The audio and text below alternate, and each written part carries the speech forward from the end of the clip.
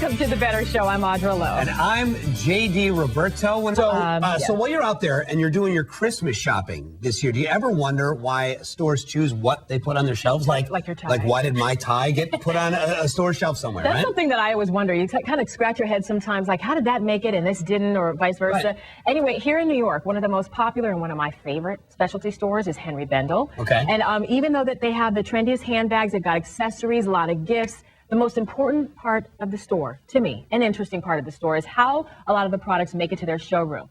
Well, I was invited to go to what they call their open C, and it's where the designers actually get a chance to pitch their products and see who makes the final cut. Yeah. So we'll find out how they get in there in the stores. Designing hopefuls around the world lined up outside Henri Bendel's flagship store on Fifth Avenue, some 2 days earlier, all for the annual Open C.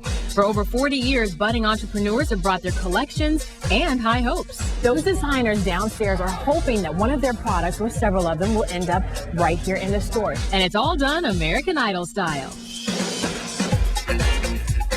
Step 1, the registration.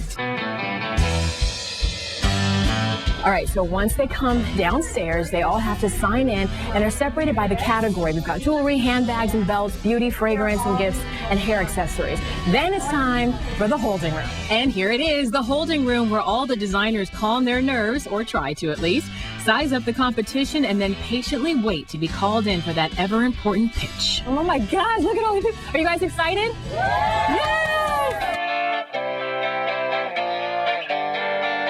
After several hours, eventually everyone makes it upstairs to the moment they've been waiting for. So they come upstairs, and then they end up presenting their collections at the table with the buyers. And this right here is a really tough process. Now, pay close attention to the man right there in the tan coat. That's Scott Schramm. He's the executive vice president of the flagship store. Now, Scott and his team know right away when they found something that they like, and the designer might be called on the spot to start selling their line right away. Scott is literally the man around here. So Scott's been walking around with his hands behind his back, carefully checking out all the merchandise. I noticed you don't make a lot of eye contact necessarily with the designers. Are you really focusing on the product? Yeah, I mean that's the main act is what they're bringing. You know, first you want to see what they're all about. Then you want to kind of see who they are, how long they've been doing it, what their passion is. Are they ready to sell? Do they have the production to go? In many cases, there'll be people that we find today that'll be in the store in a couple weeks from now. I was able to listen in to witness the process firsthand, and even though I wasn't in the hot seat myself, I've got to admit I was nervous for them. Thank you so much. So how did it go?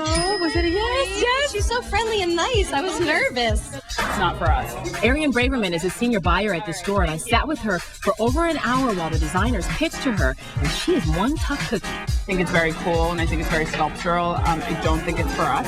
It really is important for me to make sure that they get the correct, constructive criticism. But there are things that sometimes I'm like, wow. Well, even though these guys were turned away, I couldn't let them leave without a little inspiration. You need this in the city. Look, you're walking down the street, you got your bag, somebody's up too close to you, boom, boom. There is a purpose for these things. Don't give up. Do not give up. I'm here for inspiration and to keep you moving.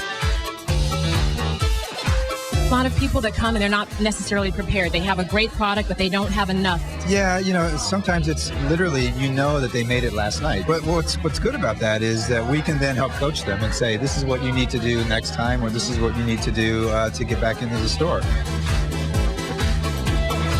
So if an Open C is something that you're thinking of going to, here's a few things to remember. Number 1, come prepared to show your product and your passion behind it. Those people who did got a lot more time with the buyers. Number 2, have that inventory ready in case you're asked to sell immediately. The buyers always asked if designers were ready to sell right away and wanted to find out how much they had on hand, so it is important.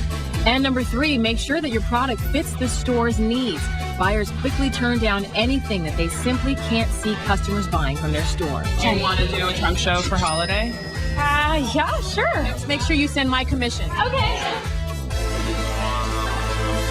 I had fun. It was fun. I bet you did. I did, and this was one of their most successful ones. They had almost 1,000 designers come out. 25 people got trunk shows right then and there on the spot. It's inspiring to see people bring their creations. And Audra likes to go to these things because she goes to number 26 who didn't get picked. He goes, that's okay. I love your purse. In fact, I'll take it with me. Exactly. Well, you saw me there then, right? Yeah. That's what you want to do at least. Like, no, it's okay. Don't let that get you down. You have extras? Just bring them to my house. Bring them to my house. Exactly. Anyway, they have it twice a year at their flagship store and once a year online. So. All right. Yeah. Good stuff.